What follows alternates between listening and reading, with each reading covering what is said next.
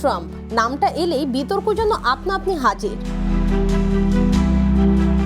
সাম্প্রতিক সময়ে ট্রাম্প যা যা দাবি করেছেন তা নিয়ে প্রশ্ন উঠছে, এসব কি সত্যি রাজনৈতিক বক্তব্য নাকি কোনো শিশুর অদ্ভুত দাবি?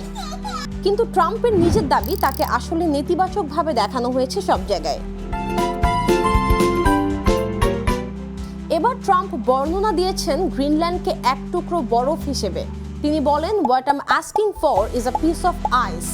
ড্যাভোস ফোরামে বক্তৃতায় তিনি আরও বলেন, শুধু যুক্তরাষ্ট্রই গ্রিনল্যান্ডকে রক্ষা করতে পারে।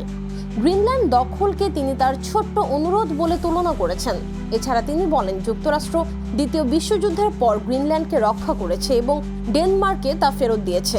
এই কাজকে একটি ভুল বা স্টুপিড মিস্টেক বলে অভিহিত করেছেন তিনি, যা আন্তর্জাতিক অঙ্গনে বেশ হাস্যকর বলেই ভাবছেন বিশ্লেষকরা।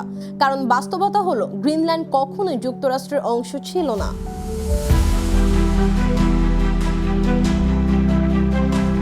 এখানেই শেষ নয়, নোবেল শান্তি পুরস্কার না পাওয়ার ক্ষোভ এখনো যেন ট্রাম্পের পিছু ছাড়েনি।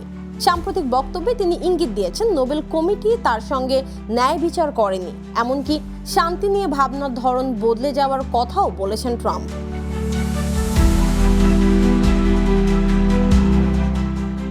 আরেকটি চমকপ্রদ দাবি এসেছে যুক্তরাষ্ট্রের বিচার বিভাগ নিয়ে।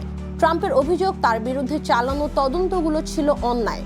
সে কারণে ক্ষতিপূরণ হিসেবে বিপুল অঙ্কের অর্থ দাবি করার কথাও সামনে এসেছে, যা নিয়ে আইনজ্ঞদের মধ্যে তৈরি হয়েছে নতুন বিতর্ক।